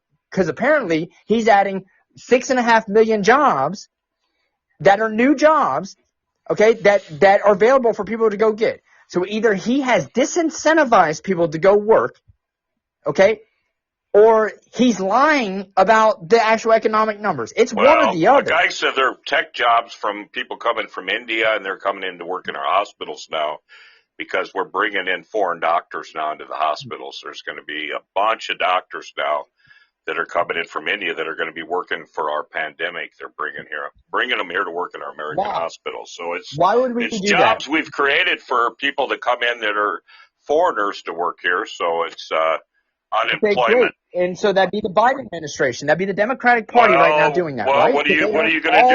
What are you going to do when you got a pandemic? What do you do when you got a pandemic and you don't have people in there to save lives? What do we do? You need these doctors. Oh, you mean the pandemic where if you get the virus? Oh, that's the other thing. So you mean the pandemic where the Biden administration has had a vaccine available the entire time he's been in office, and more people died and have gotten COVID than the year prior. This pandemic, so there's a lot of contradictions here. And I know a lot of people have a lot of opinions in here about COVID. I'm not even getting into that. I'm just looking at the numbers, and we're backing Biden into the corner because something's wrong. And you've even kind of admitted it too here, Michael. He's either lied about the jobs report, or he's lied about people. He's disincentivized people to want to work. He's lied about his progress in COVID. He's either lying about how successful the vaccine is. He's either lying about how bad the pandemic is, and that there's more unvaccinated people there's more vaccinated people that are getting sick then, and he's saying it's a pandemic of the unvaccinated. There's a big lie going on here, and it's showing into the stuff that we're arguing. Because when I say, apparently unemployment's at 3.8%. Well, you're saying that's because we're bringing in people from outside. Why? Why are we bringing in doctors from outside? Why? Because we don't have enough because our hospitals are overrun? Oh, so that means that when 70 to 75% of the population is vaccinated, before Biden was in, maybe 10%, and he had the vaccine the whole entire time. That means he's actually failed. He's literally failed on his face and handling the pandemic. And so there's a lot of stuff here that is being told to us as the American people, and we are being completely lied to. And I only pick out the Democratic Party because they literally have control of the House and the Senate and the executive branch. And they are the ones getting up, and they're the ones telling us that everything is great, and everything is not great. We have 7% inflation, which is the highest inflation since the 1980s. Here's the other thing. The Federal Reserve is expected to hike rates about 7 times, between 1% and 2% within the next year. They have to go higher than that. I looked at a chart, presented this on my show the other day. All right. He's going to have to go, if it's at 7%, he's probably going to have rates raised to about 7%. I imagine it's going to go higher because inflation is still spiking. Just going back to what Just Fukin said, all right, with the economy crashing and stuff, if we keep going down the road that Biden wants to go down and trying to implement these policies that are extremely expensive, that don't give anyone tax credits, yeah, great. It's going to replace some pipes and some infrastructure. Well, it doesn't freaking matter if we're all broke and inflation is at 25%. It doesn't matter. Well, the inflation is because of the trucking is at 50%, and our shipping right now is screwing everything up. We can't get goods. It's supply and demand, supply-side economics. We're not getting what we need, so it is supply and demand is causing the inflation. Michael, right now. Inflation is because we printed 15% of all the money that's ever been printed in the history of the United States in 1 year. And most of that came from Biden's American Rescue Plan and the infrastructure deal. Then he wants to implement another bill that if he keeps the child tax credit expanded, it's going to be another $5 trillion. That money Michael. doesn't get allocated for 10 years if you read the bill. These bills are 10-year For 10 years, $5 programs. trillion. Yeah, That is a lot of money. well, they're 10-year programs. You got to read the program's duration or 10 years. This money gets allocated within 10 years. It doesn't get printed in It like a doesn't. month or a day or a Okay, year. These are 10-year that's $500 programs. billion a year. Do you know what our deficit is every year? I think it's Yeah, between we're 3 to 30 3.5 trillion. trillion We dollars. got 30 trillion I'm right still now, broke. but we give out No, we the give debt and the 21 deficit are trillion to different. foreign aid. That doesn't exist. We're Those giving are play we're numbers. giving Those are play well, numbers, we're dude. giving 21 trillion in foreign aid right now every year. We could stop I have it, no money. and then we only owe 9 But what is trillion. trillion, dude? Well, we only The owe. Think debt, about, Michael, think about what trillion actually Where's is. all the It's not trillion even, at? like, there's no, that's not even, that's like somebody walking in saying, I'm gonna give you $1 gazillion. Like, it's fucking Well, they bullshit, got man. they got It's not even a possible number. Like, well, they got a congressional Michael. accountability office that's supposed to have real numbers and real data and all this crap, but they don't even They know. have They real don't even numbers. know. You can find this on the Federal Yeah. Reserve website. They have real numbers. So here's Yeah, it. they got the blue Yeah. book, the deficit and the beige debt. book. We don't get the beige book. I think we can Michael, read the blue book or the red book I've read, but we can't see the beige book that tells the yeah, real you can. numbers. The One of debt them books and we the can't, we deficit are don't get. different. One of the books Okay, we this don't is get, only the government sees right. it. I don't care. you're right The there, debt and the Key. deficit are different. The deficit is how much the annual spending outdoes the annual revenue. The debt Right. is a long-term debt, the money that we have to pay back. Most of the debt is owned by the United States. About 60 to 65, probably 70% is owned by the United States itself. Right, It right. comes We're a from debtor issues of nation. Treasury We're a securities. debtor nation right All- now. Yeah. Just listen. The deficit is how much more the government is spending compared to how much money it's bringing in. Right Well, now, yeah. our deficit runs about $3 to $3.5 trillion, which means based off of the 10-year thing you're talking about, if a bill costs $5 trillion, what would that be? That would be $500 billion a year added to the $3 trillion deficit. That's what would that be? A 15% increase, roughly? Well, you got to on remember the there's deficit? money coming in too. You're not talking. You're There's not. not, because There's $5 some money trillion coming in too. more. Well, there's money coming in too, and there's wars that It's stop. not. We stopped the war Yeah, in like Afghanistan. 0.087% of what we're Yeah, spending, maybe. yeah. Yes, it's Well, yeah, not paid but we for. did It's stop the war in guaranteed. Afghanistan. There's 159 million a day that we're bringing into our country. You know. That's already accounted for in the bill. This is All that's true. already Right. accounted for. Amen to that. Right. It's already accounted for. All of that is already accounted for, Michael. It's already accounted for. And so you just spend on top of all the money we printed in COVID, on top of the Well, it's infrastructure deal. fiat money on top based of all on Which leads to petrodollars. what? It's all fiat money based on petrodollars. In God we trust. And In God we and trust. why would you do that though? Why would you do that? Because In we order have a to strong collapse the military. fucking economy. Because we have a strong military, and if you get in our way, we'll just bomb you.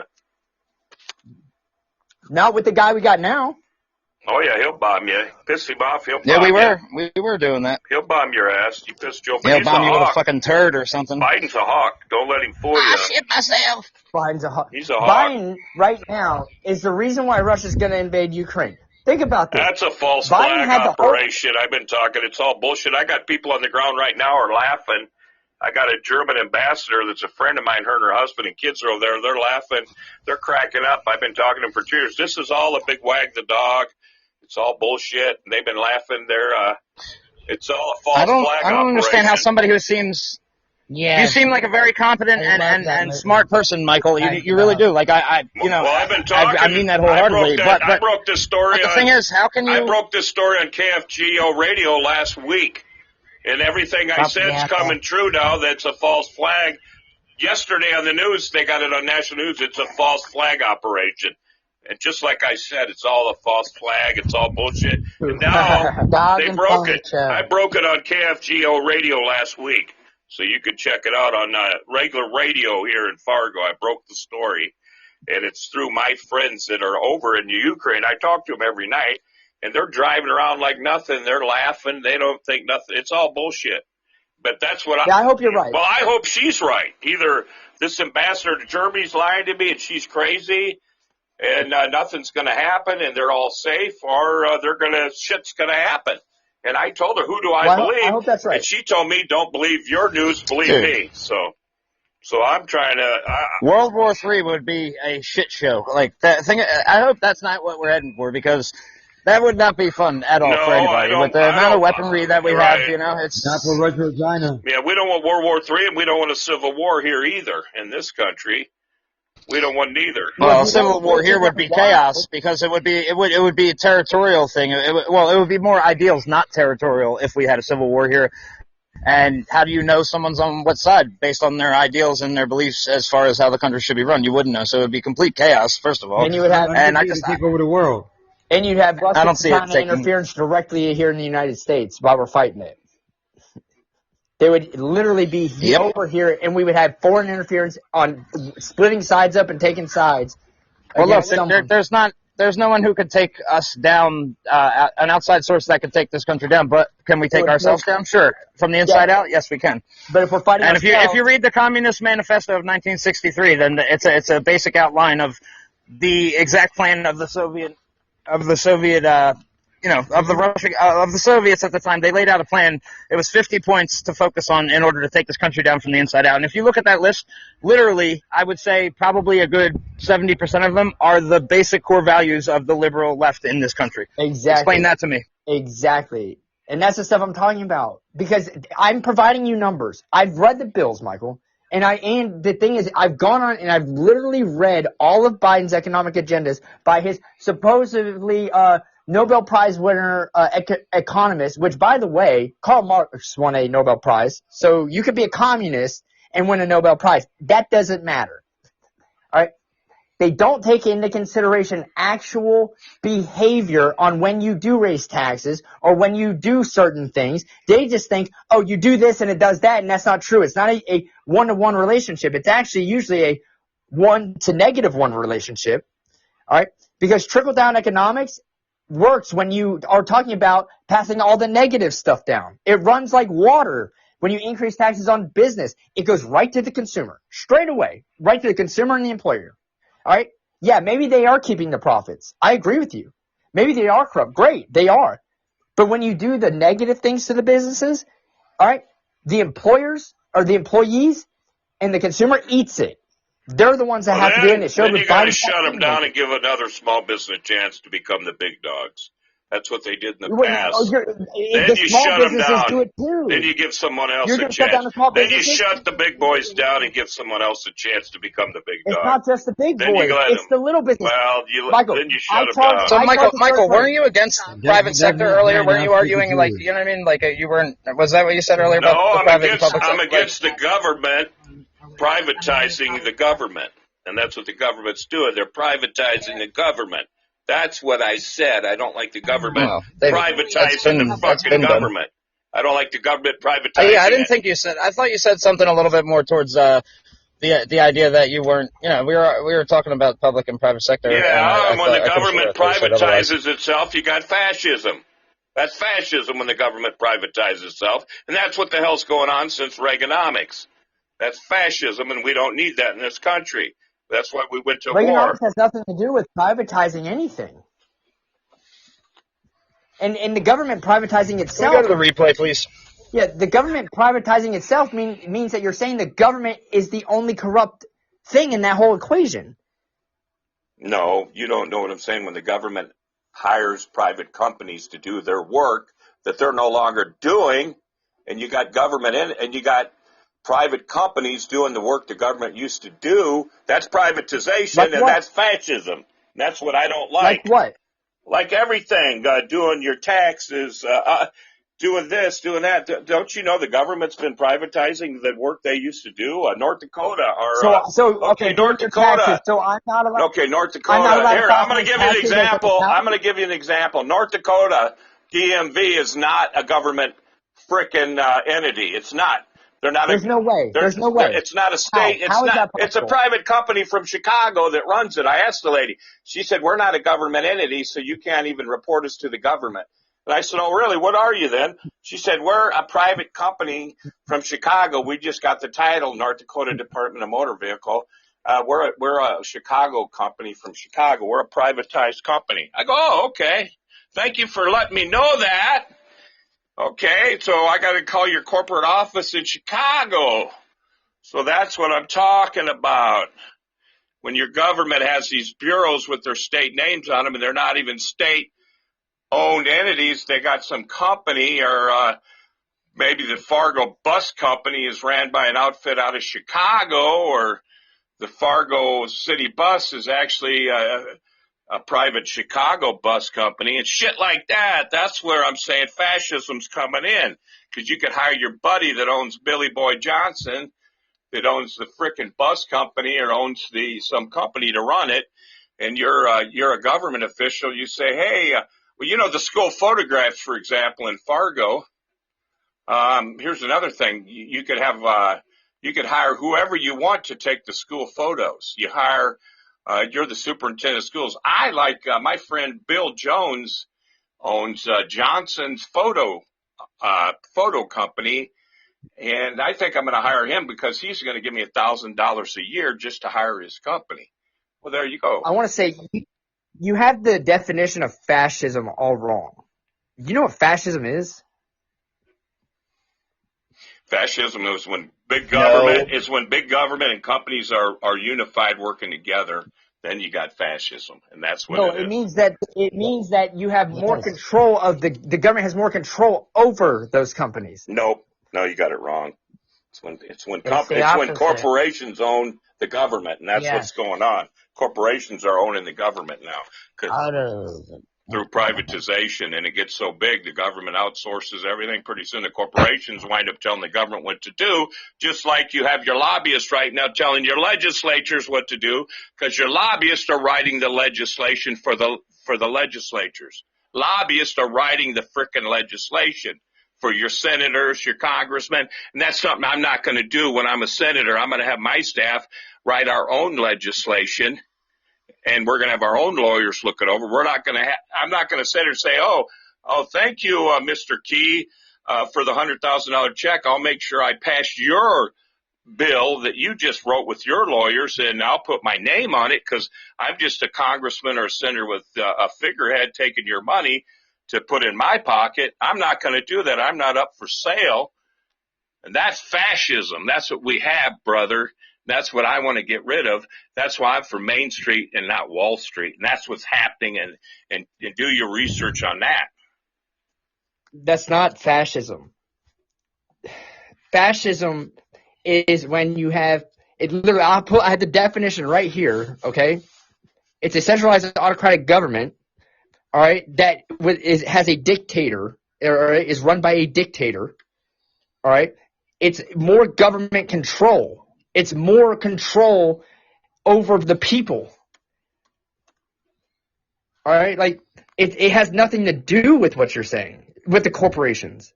In fact, if you're saying that the government should actually have more control over the corporations, that's going more towards communism as well, and that's not how it should be. Well, here I'm going to read. You read your definition. Okay, fascism is a form of far-right authoritarian ultranationalism characterized by dictatorial power, forcibly suppression or opposition, and strong regimentation of society, the government and economy that rose to prominence in the early 20th century Europe. Fascists believe that liberal democracy no longer works and is obsolete. Great, you just confirmed what I just said. No, you just said nationalism. Nationalism means the government. That's the you. As a whole. That's you. You're. That's what you are. That's your Trump rallies. That's your far right Trump rallies. Your flags hiding behind the Bible and the flag. That's you guys. Your forcible suppression of opposition. Voter suppression. That's you guys. That's you guys. It's so wrong. That's you. You're wrong. That's you guys. You're fascists. You know, you want to control everything. Michael. You want to control the businesses. You want to control good government. You want to control technology. You want to control the state, society. I want liberal private individuals to control their business. I want Democrats to be able to run their business. I don't want the government to run their business. This is why communists think communism works, because they think, the means of production is given to the people. But guess who represents and controls the asset for the people? The government. Because the people are the government, all right? So when you have a fascist society... Guess who the government is? All the business owners, Nancy Pelosi, you said it yourself. All the business owners are the richest people in the world, the senators, the congressmen. They all own businesses. They all own stock. Look at their stocks. They are the business owners. All the people running They the act as country. private. All the people running If the you do not country. All the understand, people that are Big running the Pharma. country. It's all the people that are running the country right now own businesses. They all own corporations. They all do insider trading. They all own a part of the government. Okay? great. They're 1% of the Well, population. that's So does the other fascism. 99%. That's fascism, It's buddy. not, Michael. The government as an entity is different than the people that make up the We government. don't need it. It's not the same. You're looking at it like you need to separate the two. You have me, right? Michael Key. I'm a private individual. If I own my business, it's a private business. The government does not own it. Even if I work for the government and I own a business They own outside. it. Do you pay taxes to the government? Does your company? Yes, but it's Do you not have the to? same Do thing. you have to report to the government? It's not Do you even have to? close Do to you the have same to thing. report? Do you have to pay taxes? Then they own you. Michael, Do you you got can't to be report? serious. Do you have a TIN number, TIN? Do you have to report? Do you have to pay taxes? Then they own you. Yes, but that has nothing to do with the means of production and ownership and public and private ownership. Oh, so you're making that argument. Do you want to get rid of taxes altogether? Like, you know what I mean? You're just to make Yeah, that No, argument. I think taxes Well, are no, good. I'm fine with it. I I'm think fine with it. I'm taxes are asking him. good. I'm asking. Exactly. I So think how can you taxes make are that good. statement that you just made and then say that right after, Michael? Well, I'm just telling him that he thinks that government isn't privatization isn't fascism. That's all. I'm trying to It's compare. not. It's I literally think not. it is. I think it is. It's not Fascism even close. is conservatism. It's exactly what it is. It's No, it's conservatism. not. Conservatives are Fascism fascist is not. because that's Do you know who what the it far right is. were?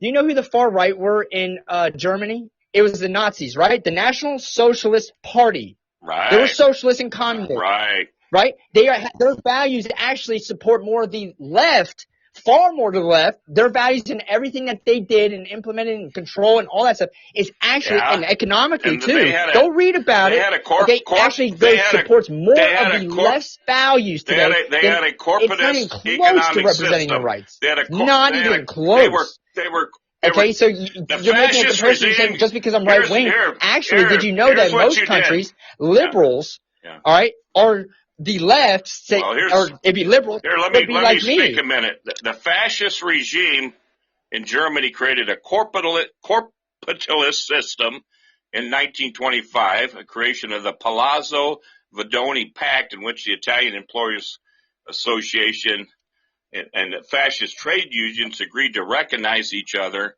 as the sole representatives in Italy. And the Nazis followed this, including non-fascist trade unions. The fascist regime first created the Ministry of Corporations that organized the Italian economy into 22 sectorial corporations, banned workers' rights, strikes and lockouts. In 1927, created the Charter of Labor, which established workers' rights and duties, created labor tribunals to arbitrate employee disputes. In practice, the sectorial corporations exercised little independence and were largely controlled by the regime, and the employee organization were rarely led by employees themselves, but instead by appointed fascist party members. Well, that's kind of what we got going on right now in the Republican Party, I believe, exactly what Italy did. Not even close. And then Nazi Not Germany, and then Nazi Germany covered it, and that's your corporate model under the Trump and the Republican Party since Reagan. They were doing the same frickin' thing, and that's what happened. Not even close. And they for corporate power. I'm for individual small business. I'm for the smaller businesses. You guys are for Do this you know how many fascist Do you know how many corporate small structure. businesses are corporations? Do you know how many small businesses are corporations, Michael? Do you know what defines an S corp and a C corp? Yeah, Usually a C that's corp is that's tech. Good. That's 101 business law. Yeah, I'm a little more advanced Okay, great. than that. So you don't want corporate power, you just want small businesses, but a lot of the small businesses are corporations. So you're contradicting They're small yourself. corporations. You can't separate They're the not. They're not the they're not these multi-billion-dollar corporate welfare conglomerates that are getting all these subsidies. When people go get these PPP loans, these big corporations suck it up, and the little companies like you're talking about get nothing because the big dogs sucked it up. You know, like your Delta got that $18 billion and wind up giving it to the shareholders as a bonus. Now they're all under indictment by the Democrats who are going after them because they said you just stole $18 billion because you were supposed to build new planes. You were supposed to hire more people, more retention there, you were supposed to fix our planes. You were supposed to hire people. What the hell? And you stole the money and you stole it and gave it to your freaking shareholders. Now that's fascism. That's what I don't like. Great. That's what I'm fighting against, stuff like that. And you know, these Bernie Madoff guys, you know, okay, that's who we're fighting against, those kind of guys. And that's what we got to stop, corruption like that. Great, but who allowed that to happen was the PVP stuff was handed out by the government, which means, and Pook and I talked about this like last night, and we actually agreed on this. Like, it was wrong, but at the same time, the government, okay, the way they went about that is what allowed that to occur. And I'm not saying it's right, and I don't care. Like I said, if it's a Republican or Democrat that did it, they all need to be held accountable if it was wrong. See, the difference between you and I, it seems like, is that I know the actual fundamental difference between the private ownership and public ownership, okay, and what fascism actually means, okay? No, you're wrong about what fascism is. I'm going to read you something. Let me read you something. I'm going to read you something here, a little psychiatry here, okay? Susan Sontag, okay. Okay, well, you can mau. I got to hurry up here. We're running out of time. According to cultural critic Susan Sontag, a preoccupation with situations of control, submissive behavior, extravagant effort, and the endurance of pain, they endorse two seemingly opposite states, egomania and servitude. The relations of domination and enslavement take the form of characteristic pageantry, the massing of groups of people, the turning of people into things, the multiplication or replication of things, and the grouping of people, things around an all-powerful hypnotic leader figure or force. The fascist dogmatary centers on the originist transactions between mighty forces and their puppets uniformly garbed and shown in ever-swelling numbers. Its choreography alternates between ceaseless motion and congealed static viral posing. Fascists are glorious surrender. It exalts mindlessness. It glamorizes death. Sontag also enumerates some commonalities between fascist art and the official art of communist countries, such as obeisance of the masses to the hero, and a preference for the monumental and the grandiose and rigid choreography of mass bodies. But whereas official communist art aims to expound and reinforce a utopian morality, the art of fascist country, such as Nazi Germany, displays a utopian aesthetic, that of physical perfection in a way that is both prurient and idealizing. According to Sontag, fascist aesthetics is based on the containment of vital forces. Movements are confined, held tight, held in. It appeals is not necessarily limited to those who share the fascist political ideology, because fascism stands for an ideal, or rather ideals that are persistently today under the other banners, the ideal of life as art, the cult of beauty, the dissolution of alienation of ecstatic feelings of community, the repudiation of the intellect, the family man under the parenthood of leaders.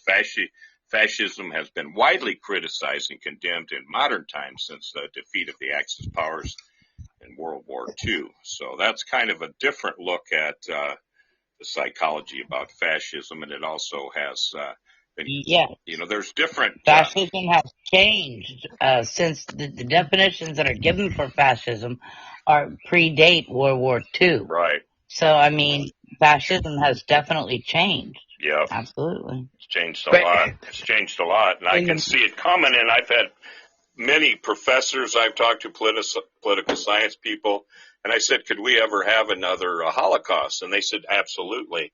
And I said, when? And they said, now. We're prime pickings for right now, even under Bush, when Bush was here. Then they said it under Trump. They're saying it now, too. It's like, what the hell? So, I mean, fascism is here, people, and we gotta monitor it and stop it. It's still here. Fascism is here because we have a administration right now that is wanting to actually push us towards that. You even said it when you were reading that there are commonalities between fascism and communism. That's literally what they're going down. It has nothing to do with I it. think we're here now. We're almost full-blown communism. Yes, and Michael, every time you read something about fascism or state something about the government, you literally are supporting my argument of how bad and how much the current Biden administration is pushing us towards what you're saying you're opposing. Well, it started under Reagan. It went down big under both Bushes. And Trump really did it. Trump really pushed the envelope. You know? How? Tell me how he did not. Privatization. Privatization. He's not George Washington warned it when the power George of the Washington money wanted becomes privatization. No, he That's what the whole- didn't. Oh my No, he didn't. He wanted private ownership from the masses of the people, but he said when it goes in the hands of the few, then we're in trouble. Then we're no longer America. And I can find that 80% of the businesses are owned by small businesses. I'm going to read his quote, George Washington, about the government, what he said. I'll find the quote here. I'm going to find it. I read it all the time here. Let me get this quote for you. And I better hurry up here. I'm running out of time. Let me find I got a note here. I always keep this one. I'll read the whole thing he said. And it warns us about what's going on right now. And I always go back to George Washington's quotes. And nobody, evidently, the nights I do quotes, nobody's listening on the show. They'd rather come on and have a discussion. But let me find this quote real quick. I wrote it down here in my notes. Let's see here.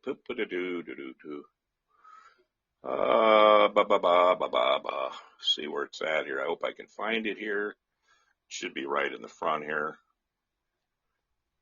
Okay. Minority. Okay, here's something. This ain't it. But if the laws are to be so trampled upon with impunity, and the minority is to dictate to the majority, there is an end put at one stroke to a Republican government. Nothing but anarchy and confusion is to be expected thereafter. That's not it. Let me see. Wait, what did you just say? Read that again. Read that again. Oh, this is a good one. But if the laws are to be so No, go back and read that. Did you just say if they stroke a pen and get rid of a Republican government or a republic government, that nothing but what do you say, chaos or whatever? Anarchy and confusion is to be expected thereafter.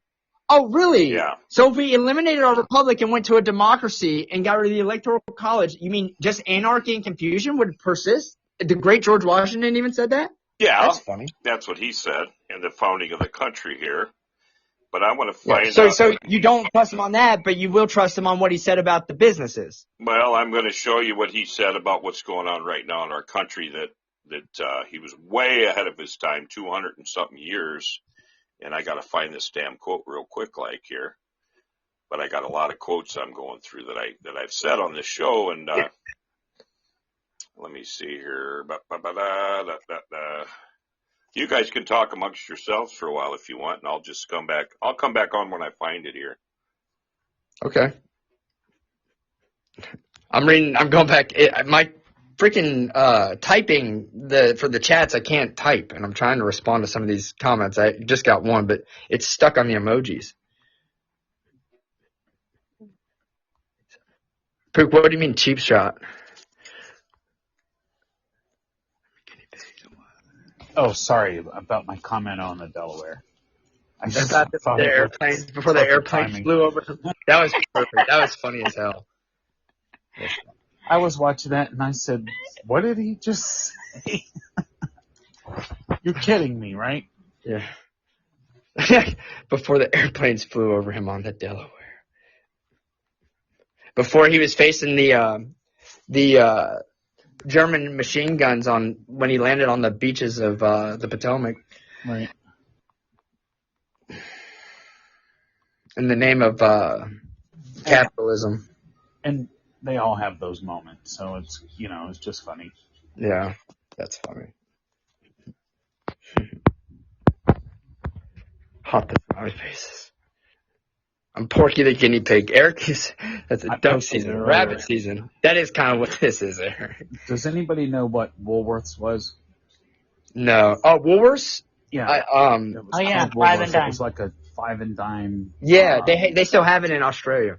Yeah, there's a few of them still here in the States And they too. had soda jerks. You could get My malts. great grandmother was actually a waitress at one in Norfolk, Virginia, and was fired for feeding a black guy at the food bar where you sit down to eat in 1933.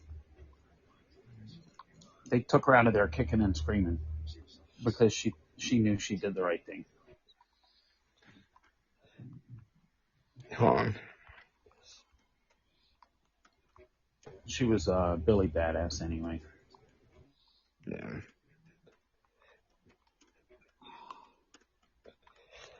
I think it's a great show. Yeah, we're having a good time here. What happened? He's looking for something. I will I say was this, looking for Michael, and I something said here that was interesting that quote George Washington said. It's basically just saying when the power of the hands of the few business owners and banks, like the 1% running our country now, we're no longer a republic. We're done. That's what he said. You know, when you have this 1%, basically he was warning us 200 something years ago that, and it's just basically stating that when we have this 1%, right now we're screwed. We're over. We're not a republic anymore. And that's what he actually was saying. But I wanted to read his exact quote, which I've read many times on this show, and I can't find it right now. And it's usually right there. And I can't. you know there was a 1% I don't when they wrote believe the Declaration of Independence, right? There was a 1%. Yeah, they did. There's always a 1%. But they didn't control. They might have controlled 80% of the wealth. Sure, yeah, you're probably right I don't about that. believe we should. I don't believe we should tax those those percentages higher. I don't think either. Everybody needs to pay a flat tax. Yep, about 13%, I would say. I know you said 16% earlier. Yeah, I think 16.5 was the magic number that we looked at, 6-7 years ago. I say 13 16.5. because the average income tax rate, the average effective income tax rate, I think is at 13%. Yeah, but the offset would be a 2.4% lift in sales tax across the board in the states. So that's where the balance would come in. Gotcha. So yeah, and I'm 100% with that. Like that's actually you can ask anyone. That's actually what I talk about is a flat tax rate, broad-based tax rate that's simplified and easy. See, my problem is everybody wants a smaller government. But you guys got to remember when you have smaller anything, they don't represent the rights of everybody and the thoughts of everybody. That's why I don't like the Supreme Court interfering on the rights of 320 million people. 9 people don't represent all of our interests.